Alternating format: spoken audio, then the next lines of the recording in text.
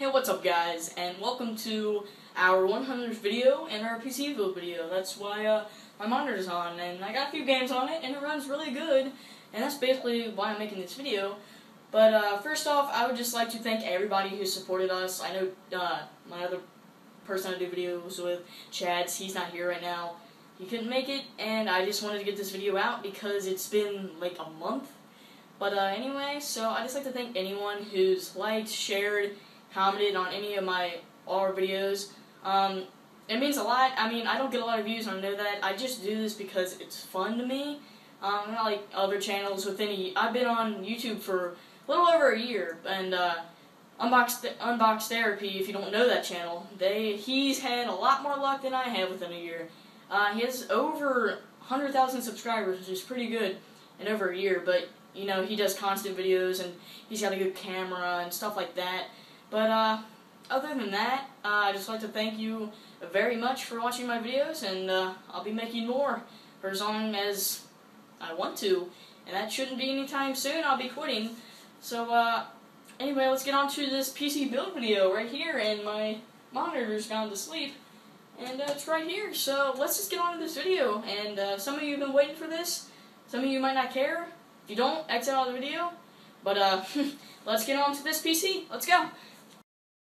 So to start off the build, we will be using the Intel Core i5-2300 processor.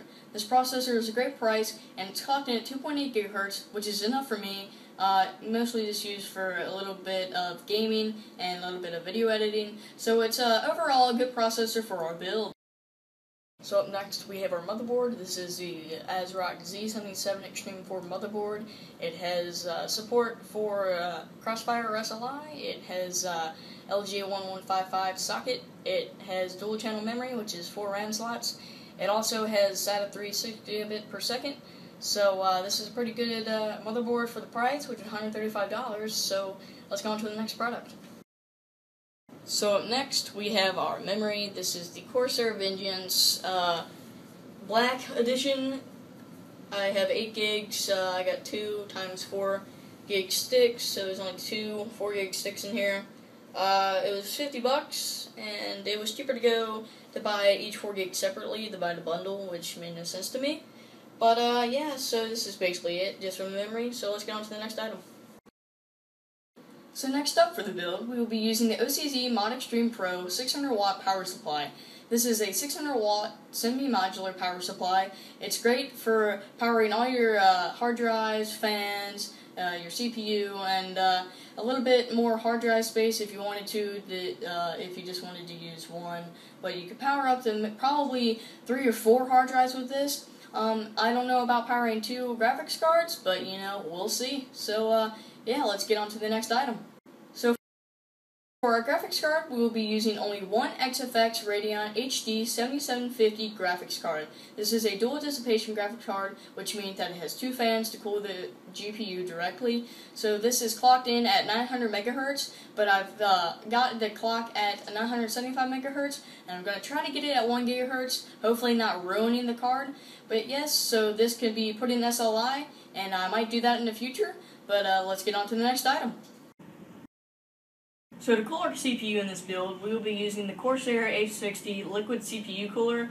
I went ahead and got this one because it was in the mid-range of prices as it goes. I was going to get the H80, but it was just too expensive, and there really wasn't that big of a difference besides a little bit thicker radiator.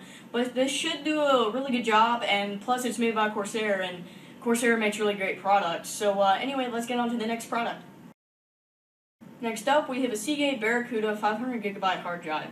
So I went ahead and got a 500GB hard drive because I really don't do that many YouTube videos that take up a lot of space on my hard drive. Usually the videos around maybe a gig or something, or it's probably really less. It's probably around 600 megabytes, but it's give or take. But I went ahead and got a 500GB hard drive.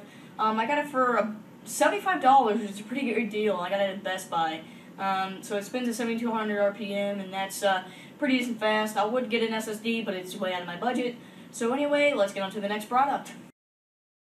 So up next, to house all of our components, we'll be using the NZXT Tempest 410 Elite computer case. This is a mid-sized tower. It's got a clear acrylic see-through side panel. That's why it's called the Tempest 410 Elite. The regular Tempest 410 doesn't have the clear side panel. So you got two fan slots in the front, and you got two fan slots on the top, 120 millimeter or two 140 millimeters, and you got an exhaust at the back. And and you got three optional drive bays to put DVD drives or whatever you choose. And overall, this case is just really perfect. So now let's get on to showing you this computer all built, and let's go. All the components shown here were purchased at Newegg.com and TigerDirect.com except for the hard drive.